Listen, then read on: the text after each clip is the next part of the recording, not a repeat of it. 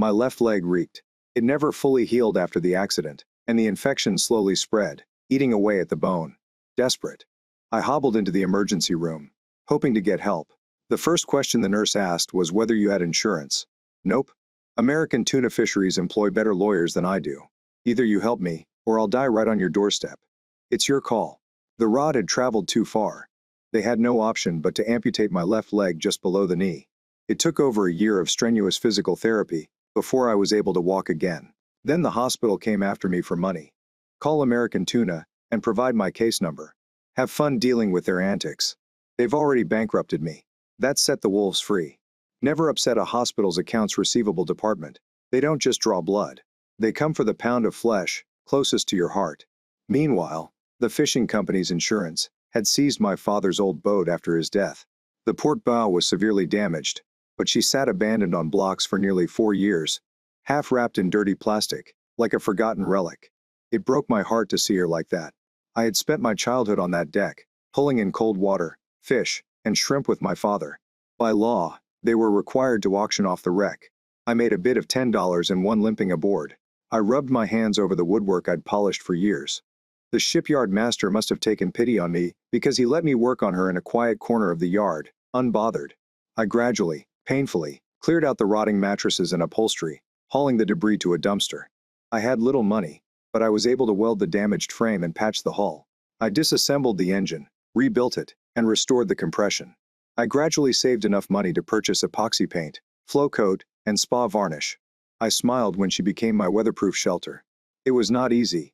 My stump ached constantly, but I worked 6 days a week as a line cook, earning just enough to keep the lights on, replace the ship's batteries, and purchase propane as needed. I eat cheaply at work and shower in the restaurant bathroom after my shift. I persevered, repacking the final drive shaft bearing, rebuilding the rudder gearbox, and replacing the sinks as I could afford them. Once the hull was in good condition, I took on extra work as a harbor tug at night. I had the certifications and nothing else to do, so I saved every penny. Finally, I got the green Dolphin back into the water. It was a heady, almost surreal experience. I stayed aboard because I had nowhere else to go. But for the first time in years, I felt at home. The local ship captains and harbor master assigned small delivery jobs to me. Simply feeling the ship move beneath me made up for a lot. Nonetheless, she felt like a ghost ship with only me aboard. The gas prices were eating me alive. A 77-foot fishing boat consumes an incredible amount of diesel fuel. I calculated the numbers on a spreadsheet. I was making a loss as a delivery service. I couldn't run the nets without a crew of at least 3 people, which required a paycheck and food. So I had to cook. I couldn't fish commercially without a license. Even if I could find one, I didn't have the $6,000 to buy it. Even so, there was no guarantee that I would break even, much less set aside anything to maintain a ship. It was a losing proposition. Any way I looked at it, all I could think of was selling the boat and buying a smaller one. I had gotten her in good working order, and you could eat off the engine room floor. I used a wire brush to remove any rust to the bare metal, and then painted over it. I packed up all of my personal belongings, the laptop, and the food in the galley, and put the old girl on the market. Several other commercial fishermen in the harbor had seen me put her back in working order. In June, a brief bidding war reached a high point of $180,000, which I quickly purchased. I paid a tax accountant to inform me that if I did not reinvest the money, I would face a significant bill on April 15th. I went looking for another trawler that was roughly half the size of the Green Dolphin. From 44 feet away, I noticed a couple of Bristol Bay aluminum-hulled crafts with a 14-foot beam that appeared to be quite sturdy. The boat I admired the most had a power reel on a tower for use with a drift sock or gill net, as well as a small boom crane for loading and unloading cargo from the stern. She was bound to be a cold boat with that aluminum hull. The twin Volvos appeared to be in good condition, and with some work, she could be a decent liveaboard as well as a near-surface or near-shore trawler. The big hydraulic pump was a few years old, and the grain of the metal showed on her hull, giving me some negotiating power to lower the price. I renamed the boat Walking Liberty after taking ownership of it. I was going to name it Silver Dollar because that's how the hull looked to me. Coins are silver, but the name just stuck with me. Furthermore, that is the name of an antique silver half-dollar. After I had her dry docked, I used a MIG welder to add thickness to her hull before grinding and buffing it smooth. Following the original hull lines was an incredibly time-consuming process. However, after I finished, the surveyor determined that the hull thickness was 3/8 of an inch, with 1/2 inch at the bow and stern, which is better than new. I removed the mishmash of electronics in the wheelhouse and installed a Raymarine chart display integrated with the radar, GPS digital charts, and a high-resolution depth finder, resulting in an excellent fish finder. I made certain that the navigation stack and autopilot could keep the boat on station, as I planned to work her solo. There was a duty bunk just after the pilot's chair, and the stove was just behind it. The large hydraulic pump appeared to be in pretty bad shape. Oxidation had nearly eaten it away, and all of the pipe joints appeared permanently rusted. I needed to take the ship to a shop to have it replaced. Then I used a heavy braided grounding strap to electrically connect it to the hull, and I attached the largest sacrificial zinc I could find. I insured that ship for her replacement cost and documented her thoroughly so that the insurance company could not take advantage of me. It was quite costly to have her surveyed after I had completed my repairs and upgrades. I got a copy notarized and filed it with the insurance policy. I went out fishing for her a few times before concluding that she was the tip of the iceberg. I purchased a foam insulation applicator. After stripping down the crew area and covering anything sensitive with this queen and gaffer's tape, all control and power runs were covered with PVC pipe, which was cut in half and glued down. Then everything received a 2-inch layer of foam that adhered directly to the hull. Construction. An interior shell was secured with adhesive, which I then painted. The final step was to screw the handholds to the overhead. Believe me, it made a significant difference. A few 12-volt fans moved the air around to eliminate any remaining cold spots, and a small propane-powered heater fireplace made the living space incredibly cozy. I figured out where to put a small stacking washer and dryer to do my laundry, so I wouldn't have to use a 5-gallon bucket and a clothesline. My only other major expense was purchasing a new ice maker to keep the catch alive. The holes were not refrigerated. Instead, they were foam insulated and lined with stainless steel. I had to shovel ice over the fish after they were caught, sorted, and placed in the tanks. I suppose shrimping and commercial fishing are difficult professions, but it is how I grew up. I'd fall asleep around 1 in the afternoon and 11 or 12 at night. I'd wake up, eat a quick breakfast, and head out to the beds by 3:30.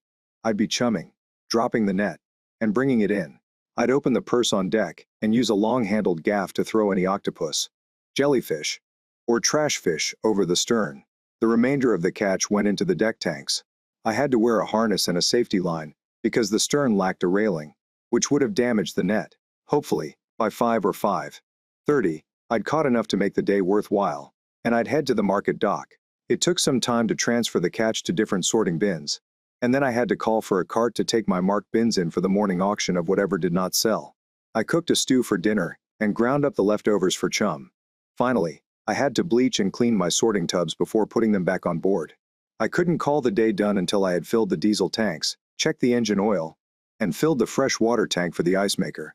I had to be much more watchful than the factory ships.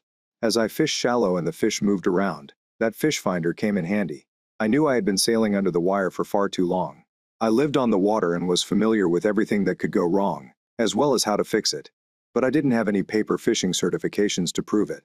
I wasn't very good at learning from books because of my dyslexia, so I worked hard to read those manuals. It took up all of my free time until I realized I had it down pat. Then I applied and took the test for my new captain's license. I was 18 when we were run down by the factory ship. I was 23 when I received my final commercial papers.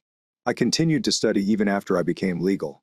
I purchased a new computer and CDs containing all fishery regulations organized by state, species, and area. I had to determine which species I could legally catch by specifying net minimum lengths, numbers, or weight per boat or fisherman, and which fish were subject to closed seasons in different fisheries.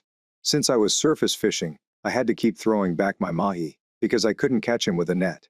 Damn, they were a profitable fish, but they had to be caught with a hook. Whoever thought that one up should have been chopped down for chum. There were fish markets all along the Atlantic coast, with Boston being one of the most significant. However, I did not compete with the larger ships.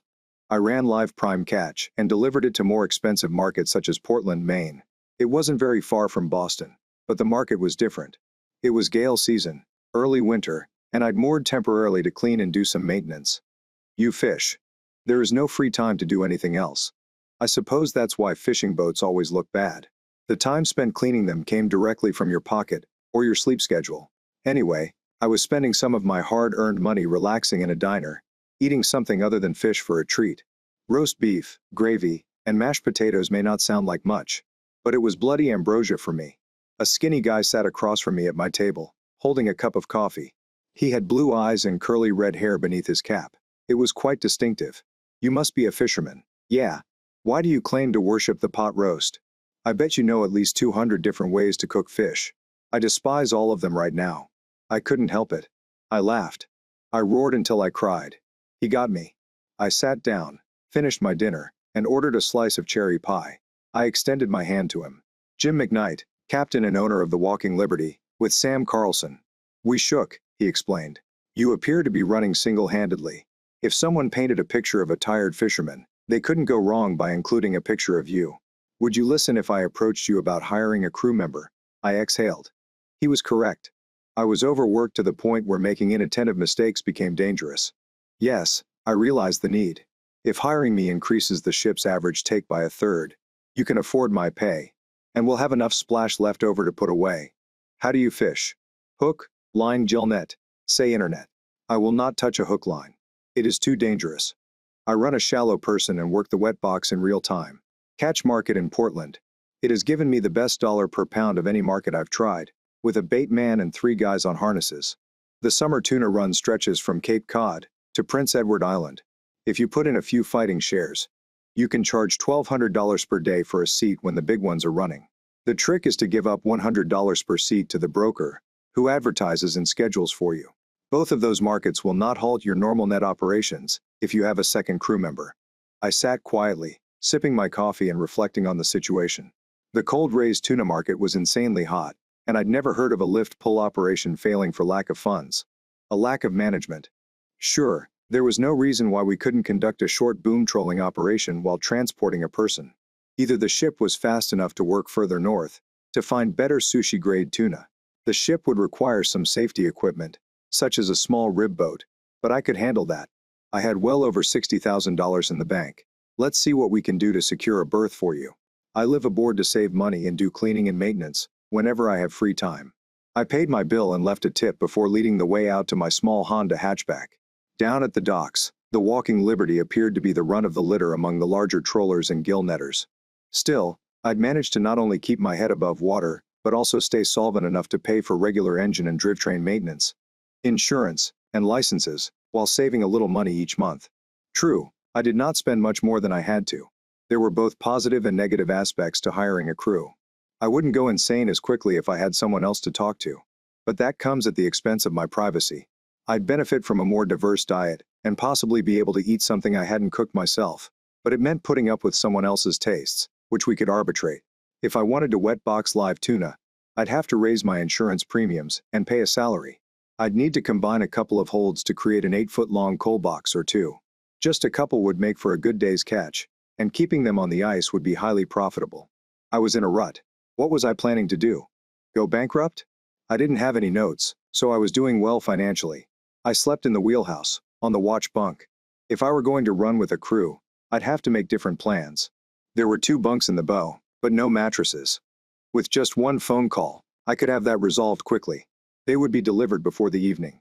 Sam surveyed the galley and began asking questions. "You want a crock pot?" "Nope, you've got to get one." "When was the last time the galley, cooler, and reefer were cleaned out?" "Oh, never." "We'll get it done. Also, check for expiration dates, freezer burn and the like." "This sounds like a good idea. How old are your linens?" "No idea. I should look into that." I got the impression that I invested more than I wanted to. I was getting a gritty feeling beneath my skin. I wasn't satisfied with how things were going. "You are not my wife, Charlie. I've been alone for a long time, and I'm set in my ways. Don't pull all of this shit at once, or we'll have to part ways pretty quickly." He blushed. "Gotcha, Cap." The storm had finally subsided, but the temperature had plummeted over the last 24 hours. The ship was surrounded by a thick rim of ice that reached 3 inches thick in some places. Screw this. I'm not going out until this mess is melted. Life is too damn short. I called a marine engineering firm to schedule an appointment to have a couple of short trolling arms installed. They'd be attached to a short standing mast to support their weight and keep them in when not in use. I had a hot water pressure washer, which I typically use to clean the working deck after a catch. I used it to clear the ice off the wheelhouse and windshields before heading over to their dock. We remained on board while the work was being done. What the hell were we going to do? Spend money on a hotel? Sam convinced me that having a crock pot was a good idea. We looked for one that would fit in the bucket sink so that nothing would hit the deck in rough seas. A week later, we tested our new tuna rig. We didn't mess around. We used 160-pound braided line baited with nice oily mackerel. I wondered why no one else was out. I found out that we didn't catch anything the entire day. Overnight, we drove south towards the Gulf Coast. The dawn light revealed that we were speeding up and putting out lines again. 3 lines per side. There was fish on the islands near Titusville, north of Cape Canaveral. We threw back the females and kept the males. When the iceboxes were full, the yellowfins began to run. We closed up shop and drove north at full speed. We were out by 4 in the afternoon. Number 1, yellowfin was selling for $7 to $8 per pound. We brought more than 800 pounds to the dock. On the cut down. We lost approximately 22%. After they were graded, Sam and I headed and gutted the fish, removing the cheeks, the back of the head, and the livers for our own use. We would cook the cheeks and use the rest for bait. At 850 miles each way, our fuel costs ate up a good portion of our profits. I wanted to try the banks off North Carolina. We discovered a small bluefin fishery protected by the islands. I believe the livers did it for us. We harvested more than the day before. We had them stacked on the deck, covered in ice and tarps. Today was our fishing day.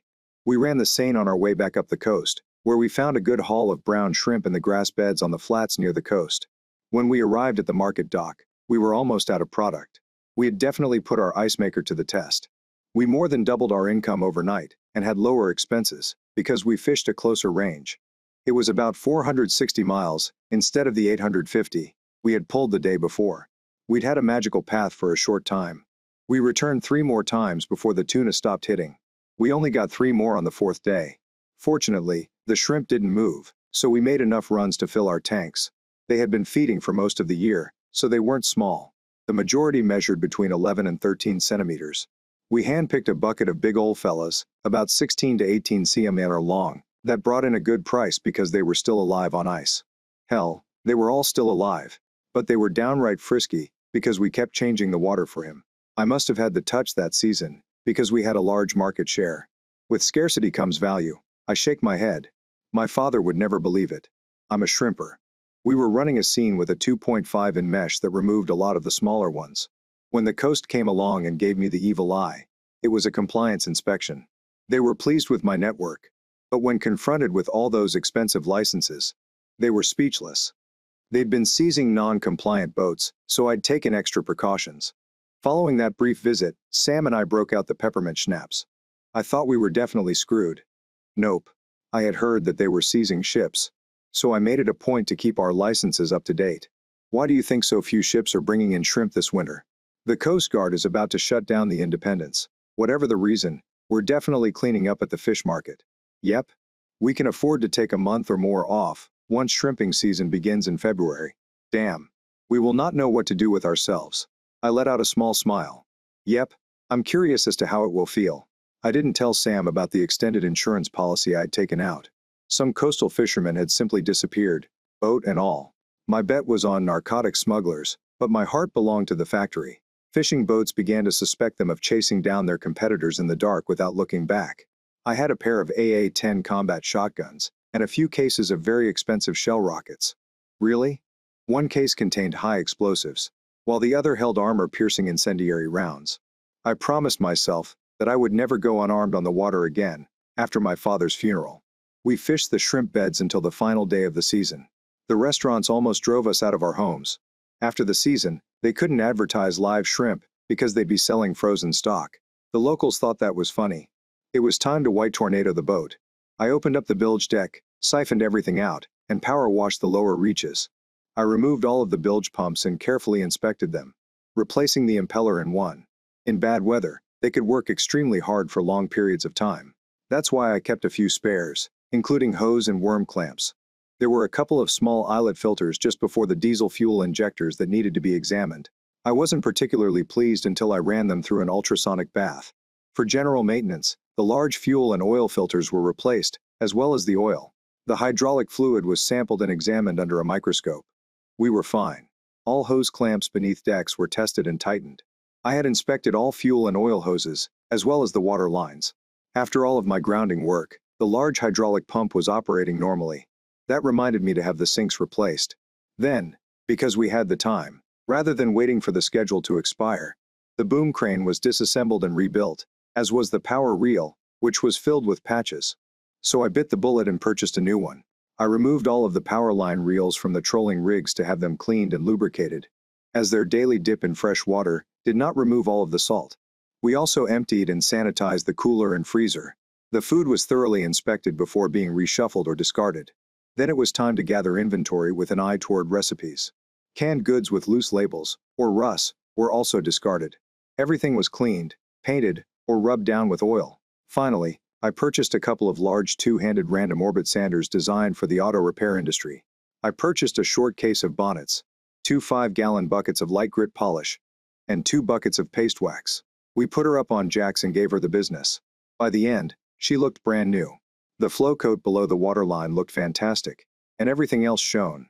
The last thing I did was install a pair of fighting chairs at the stern corners, complete with high footrests for deep-sea fishing rigs. We finished our preparations. I had done everything I could, down to replacing the wiper blades on the pilot house windows. We sat down with a few beers on those fighting chairs, and relaxed at the end of April. I was going crazy with nothing to do. The wax on the superstructure had been a terrible idea, because it peeled away and looked horrible. I polished it all by hand before taking us to the Carolina shrimp beds, to catch the season's first luscious nets. When I saw froze my blood at the Feast of Tampa, one remembered the factory ship that had run down our ship and slaughtered my father while stripping the beds with dragnets. Not only was it illegal, but it also destroyed the grass beds where brown shrimp had bred and grown for decades. I brought us alongside, and set the autopilot to track the ship. I couldn't see its wheelhouse from mine, but that's fine. I climbed to the superstructure, carrying a tin and a couple of sling bags of shells. When I noticed her pilot house windows, I fired 2 rounds of armor-piercing incendiary through the side window closest to me. I reloaded with high explosives and fired, over and over again. She slowly came to a stop, dead in the water. I took a round from the factory ship, hitting the left side ribs. It felt like being hit with a baseball bat. Then it began to ache badly. I slowly descended from the superstructure, to find Sam holding a small Walther PPK. His voice sounded flat. So were his eyes. "You had to do it, right? You stupid scum-sucker. They hired me to keep you out of the way, but you had to get involved in things that didn't concern you. Too bad." He fired 3 times, striking me in the left shoulder, hip, and abdomen. The putters missed anything immediately. Fatal. I fell off the access ladder and hit the deck hard. I could see him approaching, probably to finish the job. I still held the shotgun stock tightly in my right fist. I kicked out, brought around the barrel, and pulled the trigger. The last round I chambered was explosive. Sam's upper leg exploded, destroying his chances of living to see the next day. His blood flowed like it came from a bucket. I crept into the wheelhouse and climbed into the chair. Lord, it seemed to take all day and night. I radioed for help and made sure to claim the factory ship as salvage. I secured a rope to her anchor chain and began the long tow back to the Norfolk yards. I remember hanging on until the coast arrived. I had to make them promise to treat me well on board and keep me on board until the factory ship was handed over to the port tugs, which would validate my claim. They removed the .32 caliber bullets from my body and cleaned the deck and walls of Sam's former remains. I awoke at the hospital. I had to lie on my side to avoid compressing the wound. I was insured, so the damned accounts receivable dogs avoided me. I was visited by a federal marshal. Sam had been a Moray transgender European assassin. The Japanese company that purchased Starkist and the American tuna factory fleet was caught making payoffs, while a few Coast Guard captains pocketed the proceeds. There would be no more unsupervised factory ships in the U.S. waters. It hurt deep down. It wasn't that Sam was a woman who had betrayed me. Sam was a crew member who had betrayed me. After I got out of the hospital, I stripped the ship and put it on the market, along with my savings. That gave me enough to last until the court case. My claim against the factory ship was up for consideration. With all those holes in the missing leg on the same side, I had a difficult time getting around. At the very least, this is a first for efficiency apartments. The doctor gave me a mirror hanger for my car so I could use disabled parking. By the time the case came up, I'd progressed from crutches to a Zimmer frame for mobility. This time, I had a decent lawyer. Our case was based on the fact that the factory ship had been taken while engaging in illegal acts of ecological terrorism. We had photos of the ship with its nets out. At the time, I disabled her. Not only was she seated next to me, but the company was fined $500,000 per day for each day. It could be proven she was fishing illegally in the U.S. territorial waters. Her holds and the ship's logs indicated that she had been fishing for at least 22 days. I listed her as is for $8 million. It sold for $6.50 before taxes. I paid the government 40% of what I earned. My boat was too badly damaged for commercial fishing, so I sold it. When the Walking Liberty was sold, I had $4.4 million in the bank. I divided it into 2 fishermen's credit unions.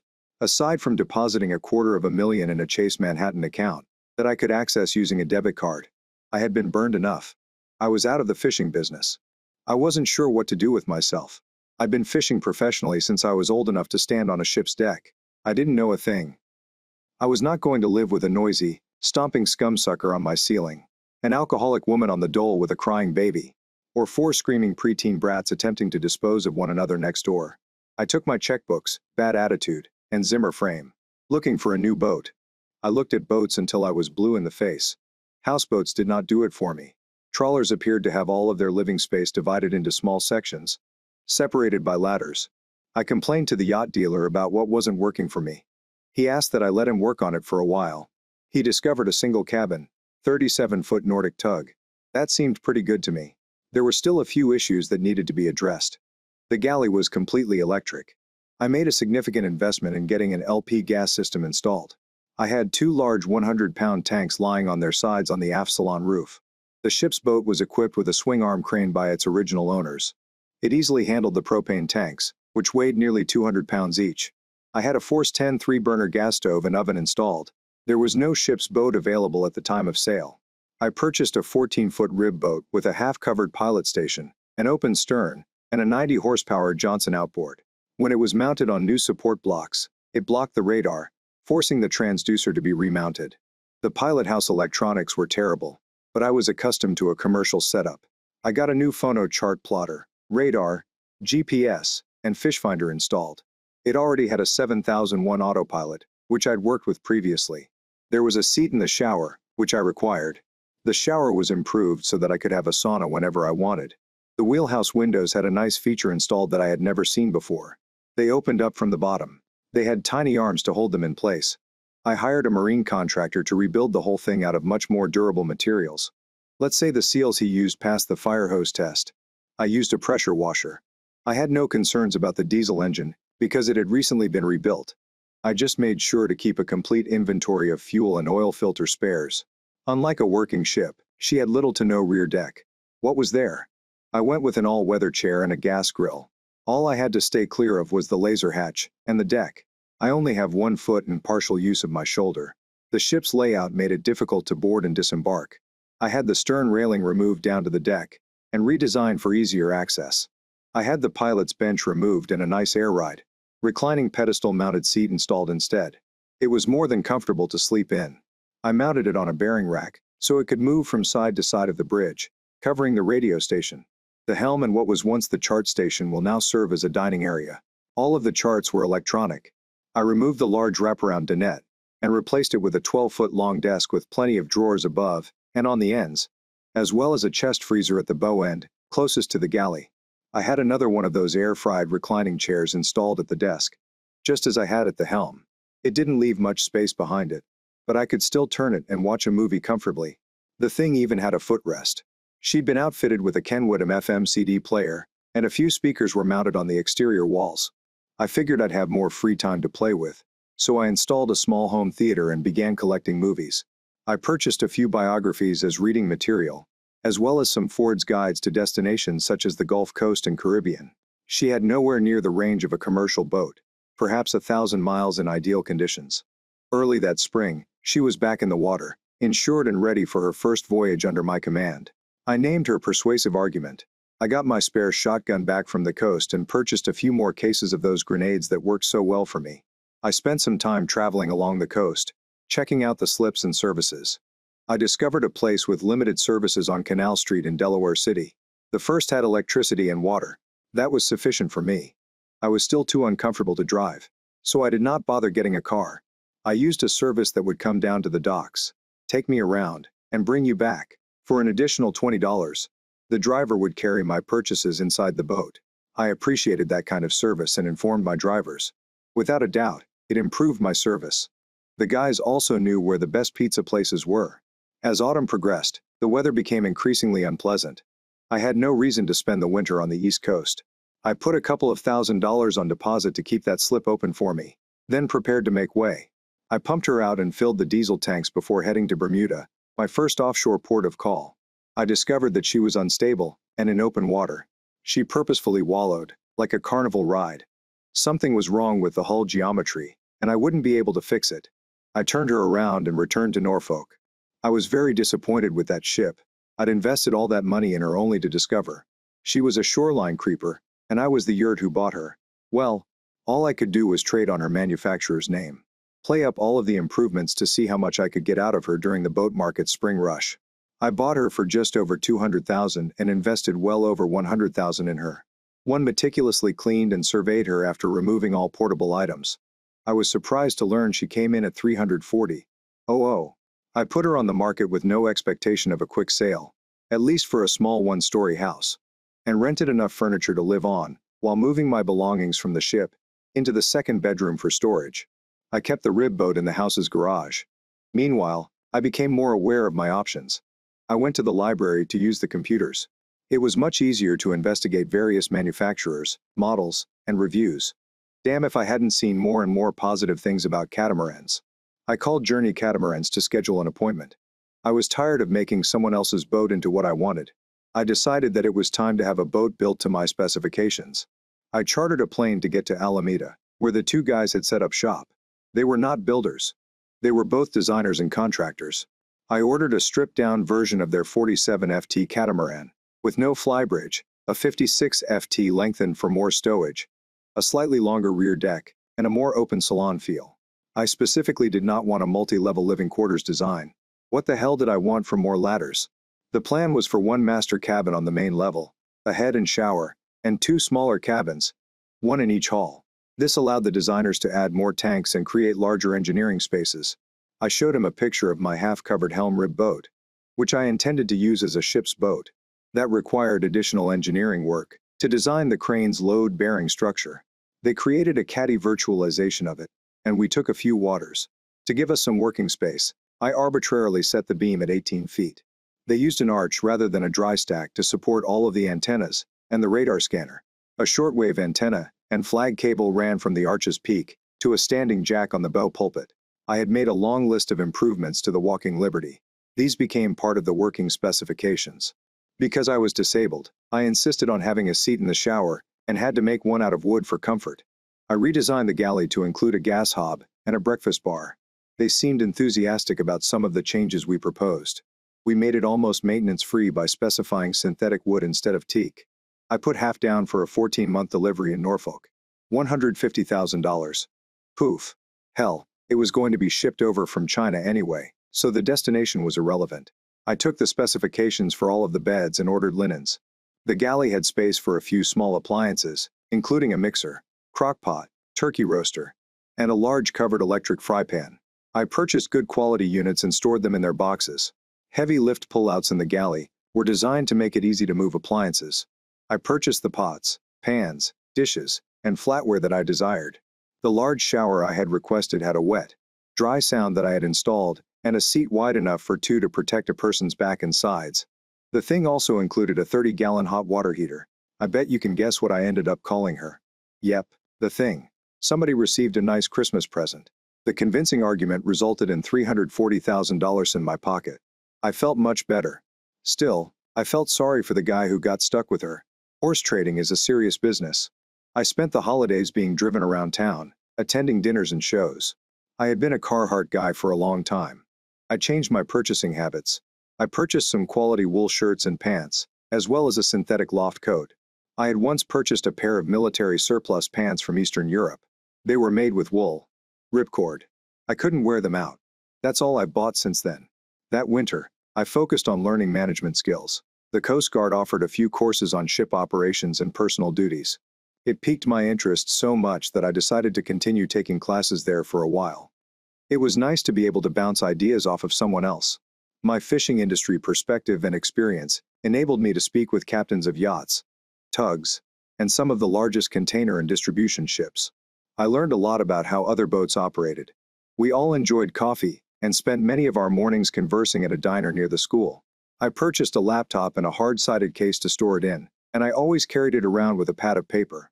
External hard drives were inexpensive insurance, so I purchased a few to rotate through. I purchased a product called Manage My Vessel. It took a tremendous amount of preparation work to populate it, but once completed, everything was in one place. I spent a lot of time pounding ship specifications, serial numbers, insurance policies, and inventories into it. I purchased a small scanner to have the insurance policies and other legal documents copied into it. I used many of the tables from the Coast Guard ship's operations course to create maintenance and upkeep schedules. The engine manufacturer provided a maintenance schedule, as did Omron for the generator. Everything had its own spare parts list, including the water maker. The risk management tables helped me determine which parts to keep on hand, such as a spare power inverter, a 12-volt charging regulator, and a small emergency generator. I had completely forgotten about keeping the powerboat's fuel fresh and its battery charged. The HVAC system had its own checklist and filters to replace. I was proud, empowered, and even ecstatic when I finally handed over the ship's check sign and took ownership of the keel plate. It took a week of sea trials before the engineers and Coast Guard certified her seaworthiness. I immediately activated the ship's boat hum to ensure compliance with safety regulations. I checked off the stores as they were loaded, ensuring that I received the quality for which I paid, as well as double-checking the expiration dates. 2 guys in a truck helped me transport everything from my apartment storage to the ship. After leaving, I terminated my apartment lease, insured the ship, and drove to Delaware City to pick up my slip. Spring was in the air, and I could not stop smiling. I stored the linens, put sheets on the beds, laid down the rugs, and stocked the galley with durable goods. My tools were stored in the crib, and the mechanical spares were checked into their lockers. I was officially retired. The world is a giant dartboard. I went to the library to use their internet facilities without being bothered. I decided to start locally and work my way up to larger ranges. First, I created a Google request for Atlantic Coast harbors. Then I switched back and forth between Google Maps and the various options, narrowing my choices based on local cities, availability of liveaboard slips, security, and the view I get when docking. I started in the north and worked my way south, eventually arriving in Wilmington, North Carolina, which was my first really attractive city with some nice facilities. Bennett Brothers, 2 miles north of Wilmington on the Cape Fear River, extending north from the 133 bridge. Their advertising was excellent. The issue was what they were not showing me. It was situated between a noisy, high-traffic bridge and a sewage disposal plant. I looked slightly south to find the Wilmington Marine Center. It was isolated so that it could be quieter. They provided the services I requested, and their security was satisfactory. I was not going to clean that thing by myself. I went to a hiring agency with specific requirements. The person I hired would need to have basic seaman's papers, be able and willing to pass an international background check, and avoid constant chatter. The company required me to complete a personality evaluation to determine who had a better than average chance of living with me. Then they had me sit in front of a camera and talk about my background. The first person they sent me was a girl who was incredibly overweight. She concealed a smile as she looked at me with her big cow eyes. I began checking her for harpoon scars. After speaking with her for a few minutes, I concluded that she had never been on a boat before and was as dumb as a used pair of socks. I turned the poor thing away and immediately called the company, instructing them to check their personnel manager for substance abuse and never send anyone my way again. They tried to sue me over the placement fee. I took them to court. I won. I believe they were a dating service. I took my same set of specifications to the county unemployment office and posted a handful of 3x5 cards in an envelope on the board, each with a job description and my phone number. I awoke in the middle of the night, saying to myself, once bitten, twice shy.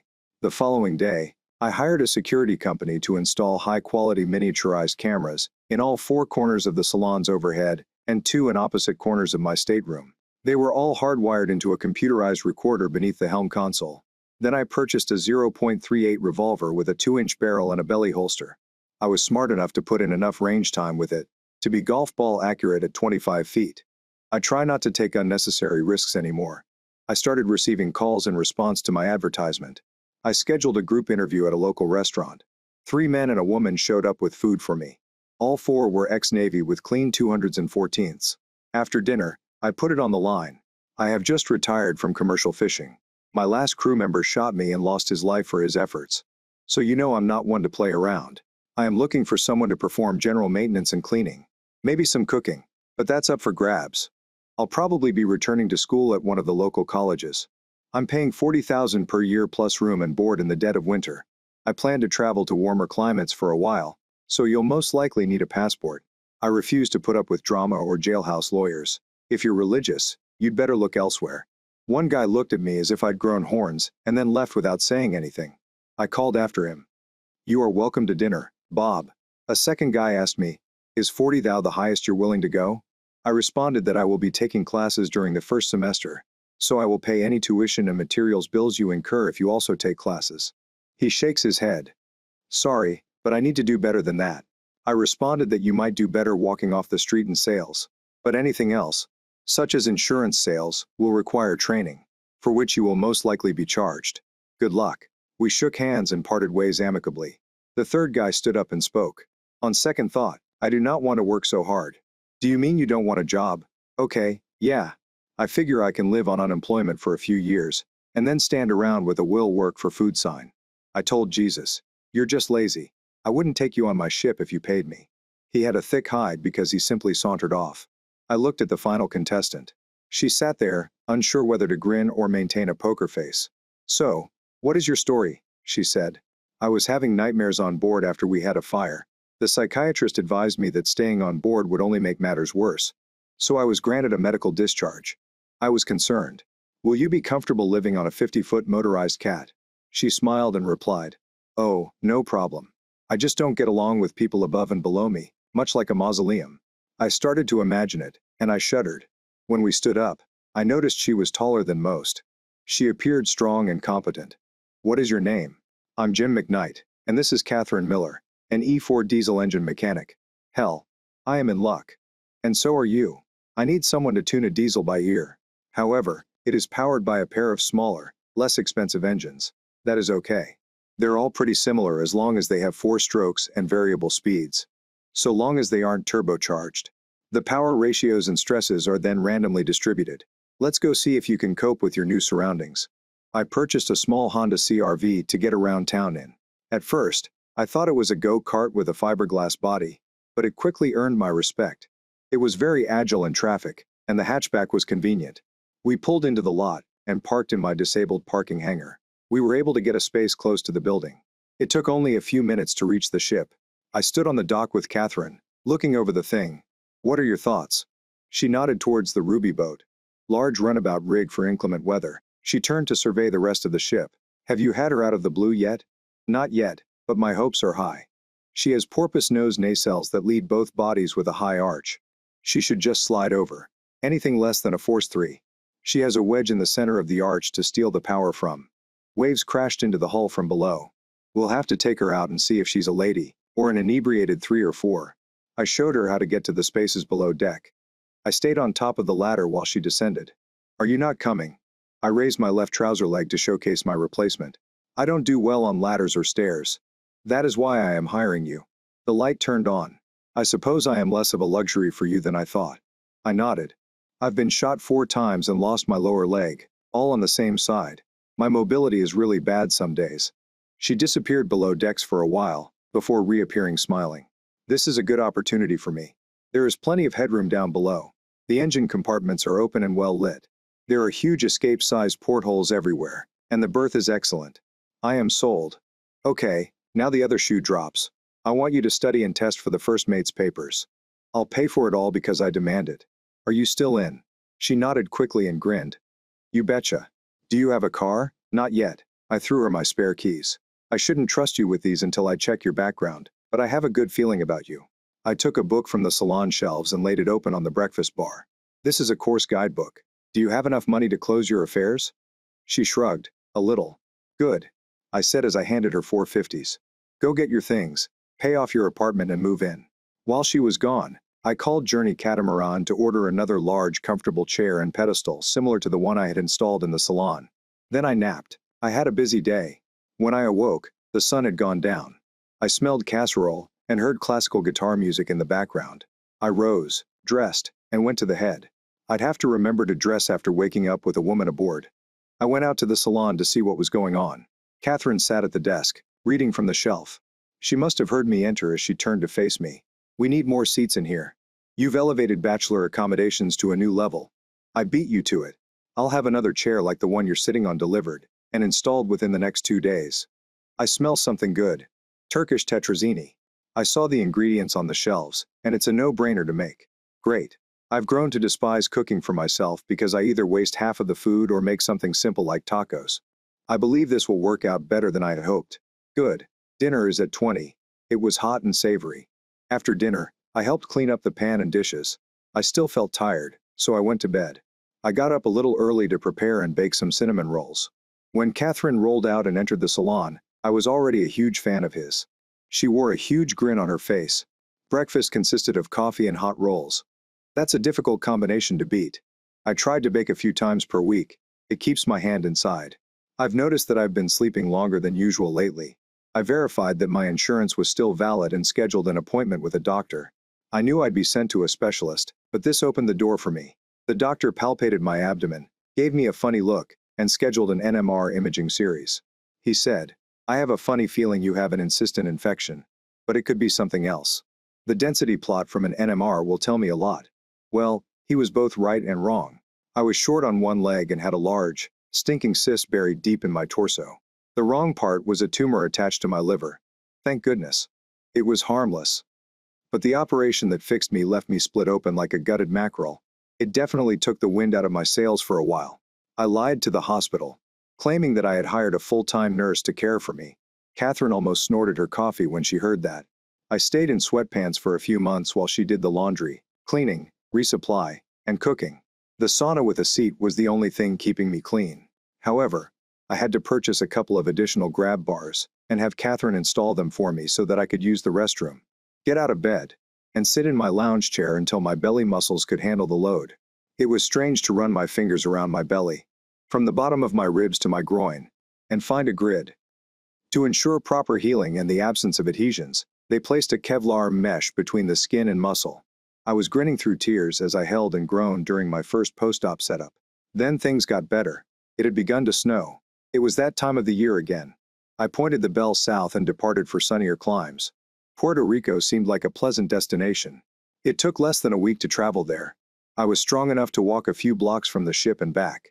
I paid extra for a slip rather than mooring off the chain because getting into and out of the launch was still difficult for me. I still smiled throughout my days because I knew I'd overcome the odds.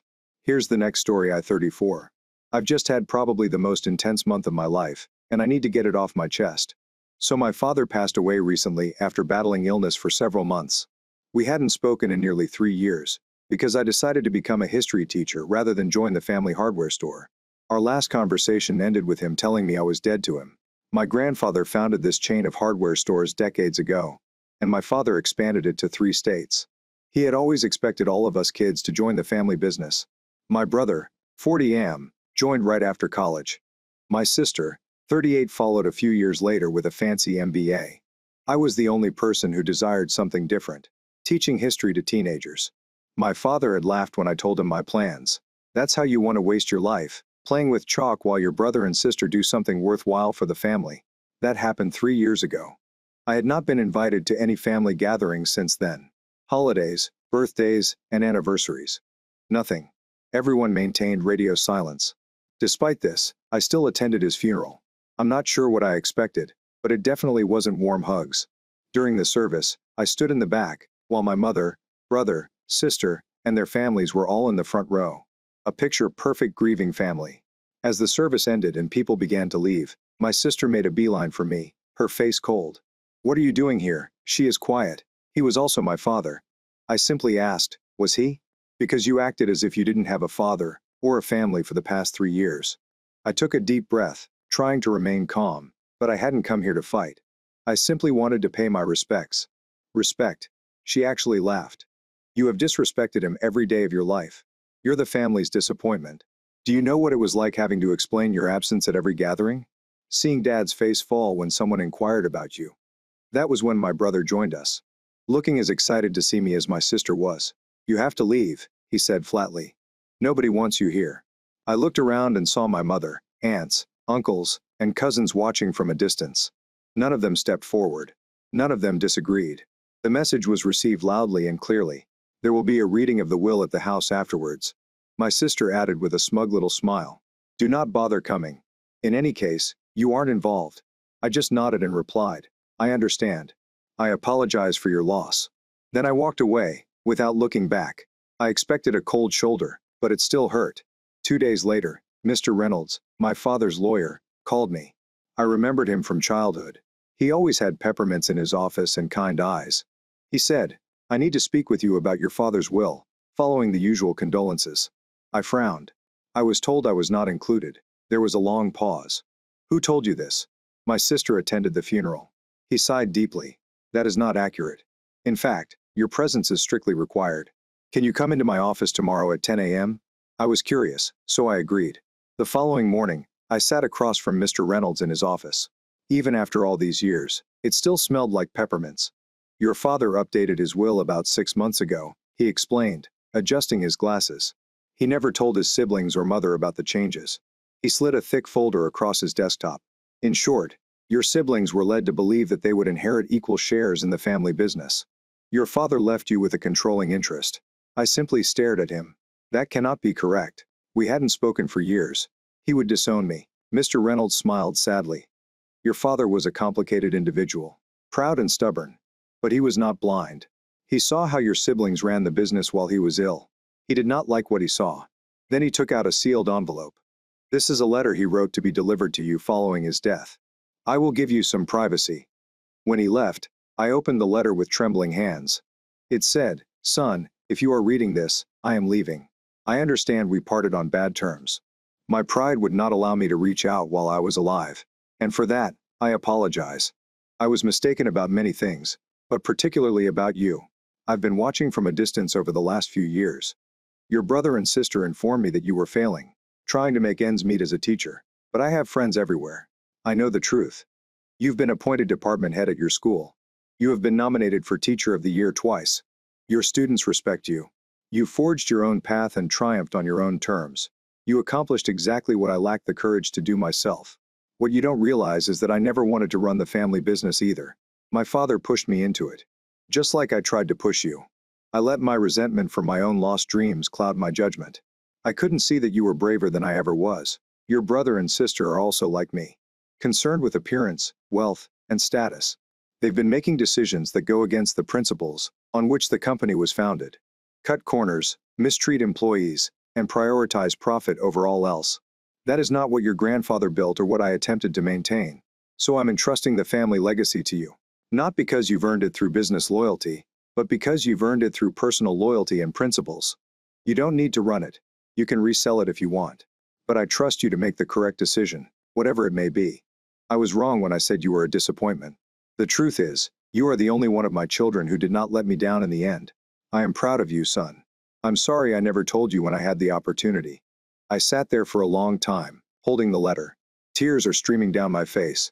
By the time Mr. Reynolds returned, I had gathered myself somewhat. There's more, he added gently. Your father left detailed records of some questionable business practices that your siblings implemented while he was ill. Nothing illegal, but definitely unethical. Long-term employee benefits are being cut. Reducing quality control by using cheaper materials while keeping prices stable. He placed another folder on the desk. You are aware that I own 51% of the company's shares. You can take control, sell your shares, or reach an agreement with your siblings. Whatever you decide, I'm here to help. I left his office in a daze, my mind racing with possibilities. For the first time, I felt a connection with my father that transcended our differences.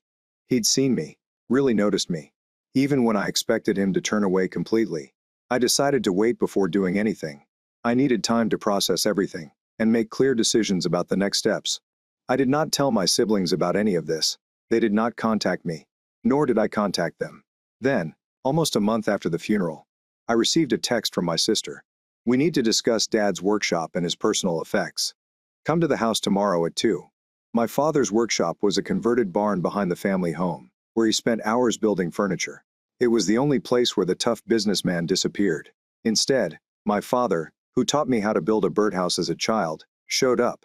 When I arrived at the family home the next day, everyone was already present. My mother, brother, sister, their spouses, and even a few aunts and uncles. When I walked in, Everyone stared at me, either surprised or annoyed. What is he doing here? My uncle demanded that my sister step forward with a fake smile. I invited him to discuss family matters. I knew right away that something was wrong.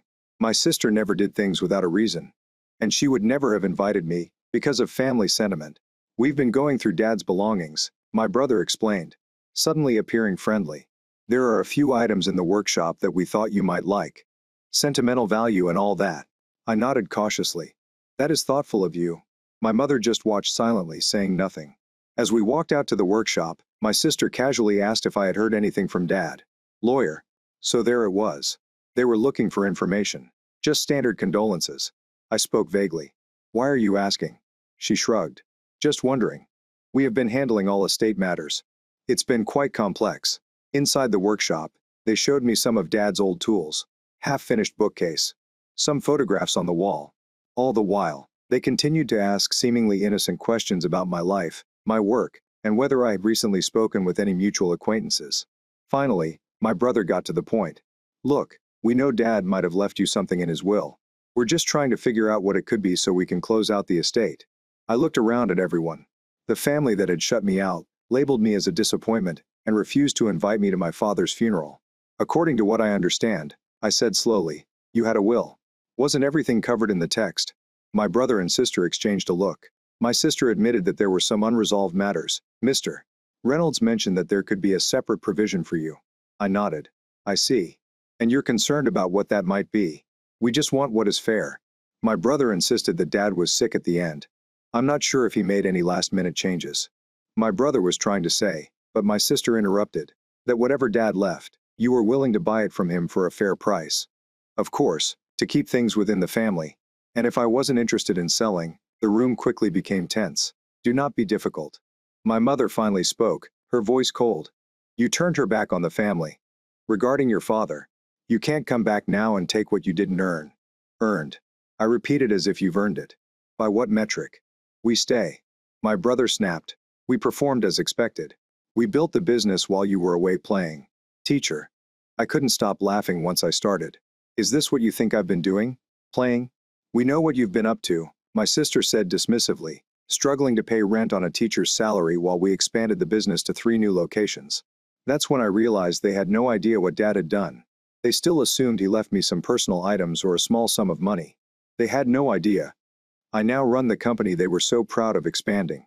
I could have told them right then and there and watched their expressions as they realized the truth. But something kept me back. I wanted to see how far they'd go. What if I told you that my father left me something significant? I requested something you may not want me to have. Their mask slipped, and my sister's face hardened. Then we would have to contest it. Dad was not in his right mind. In the end, any judge would notice that. And it would be your word versus ours. My brother added the loyal children who remained versus the one who left. Whom do you think they believe? I looked at them and saw how different they had become. Perhaps they always were. I should go. I replied quietly. Thank you for showing me Dad's workshop. As I turned to leave, my sister called after me. Consider our offer. It's the best you'll get. Over the following week, things quickly escalated. The first calls came from their lawyers, who made vague threats about mental competence and excessive influence. Then my brother threatened to reveal my alleged failures to people I knew in education. My sister took a different approach, recalling our childhood bond and suggesting we discuss things with his family. I ignored it all and spent my time going over the company records Mr. Reynolds had given me. What I discovered was far more disturbing than anything he had previously told me. There were examples of my siblings' poor management, which could potentially ruin the company. My grandfather had started from scratch. Safety violations are swept under the rug. Employee complaints ignored quality control issues, which could result in serious liability issues. Furthermore, they have been taking large salaries and bonuses, while reducing employee benefits. The more I read, the more I understood why my father made his decision. 2 weeks after their ambush at the workshop, I finally moved. I called Mr. Reynolds and set things in motion. Then I texted my siblings about the asterisk meeting at the company headquarters, tomorrow at 9 a.m. boardroom. It's time to talk. Asterisk. When I walked into the boardroom the next morning, they had already arrived with their lawyers. My mother sat at the far end of the table, just watching. My sister smirked when she saw me approaching. Is there no lawyer? She asked. That is not very smart. I will not need one. I responded calmly and took a seat at the head of the table. My brother laughed. Look at him, he's acting like he belongs here. I placed my briefcase on the table and pulled out a stack of documents. Before we begin, I'd like to make something clear. This meeting is not a negotiation. This is not a discussion. This is me telling you how things will be from now on. Their lawyers exchanged looks. What exactly are you talking about? My sister demanded that I cut copies of my father's will across the table. As of his death, I owned 51% of the company's controlling interest. The room exploded. My siblings shouted over each other, while their lawyers frantically flipped through the documents. My mother looked at me in shock. This is impossible. My brother sputtered. It is a forgery. Mr. Reynolds has all of the original documents. I responded calmly, as you would expect if you had actually attended the entire will reading, rather than assuming you knew everything. My sister turned against her lawyer. You said we got equal shares. How did you miss it? The poor guy appeared completely confused. The documents we received did not reflect this distribution. Somebody must have. My father intentionally kept this provision separate. I cut in. He knew he'd try to argue it if you found out before everything was finalized. I put another stack of documents on the table.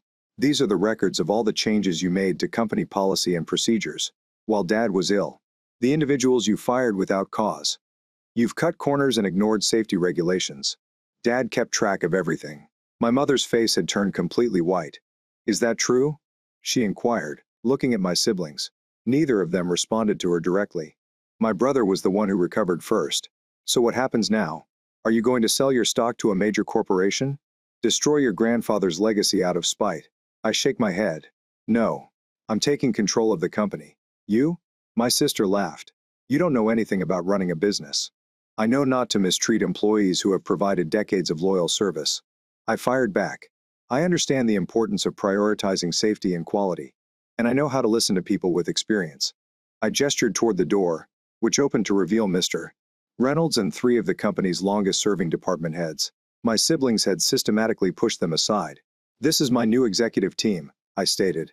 Together, they have over 70 years of experience with this company. They understand it inside and out. And, unlike you, they consider more than just profit margins. My sister seemed to be about to explode. You cannot do this. We will contest the will. We will sue. Go ahead, I explained, sliding another document across the table. This is a detailed account of all ethical violations and questionable decisions you've made over the last 2 years. Contest the will, and it becomes public. Sue me, and this becomes public. Fight me in any way, and this becomes public. The lawyers were already shaking their heads and whispering urgent instructions. Are you blackmailing us? My brother exclaimed, looking stunned. I'm giving you a choice, I corrected. Option 1 allows you to keep your non-controlling shares while stepping down from management. You will receive fair dividends as the company grows, but you will have no say in how it operates. Option 2. I buy you out at current market value, which, given how you've been running things, is significantly less than it could be. Option 3. You fight me, I go public with everything, and we see what happens to the share price then. And if we simply sell our shares to someone else? My sister challenged my majority shareholder rights, which include the first right of refusal on any share sales. I replied that I had already secured financing if needed. Oh, one more thing. I slid one final document across the table, leaving me with the family home. Mom is welcome to stay for as long as she wishes. But you two must clear out your remaining belongings by the end of the month.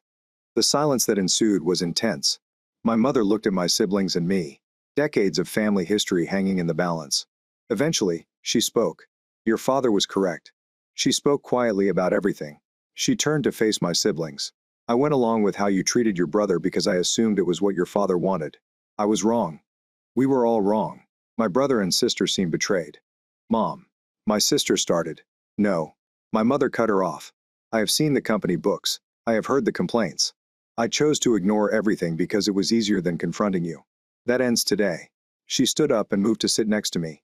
I agree with your brother on this. You have the 3 options he outlined. Choose wisely.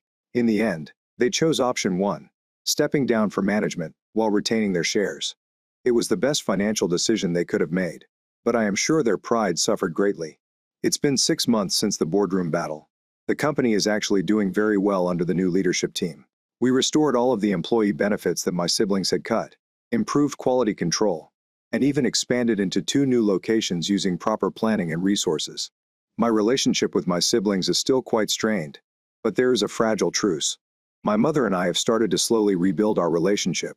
She comes over for dinner once a week, and we're gradually resolving decades of misunderstandings and unspoken pain.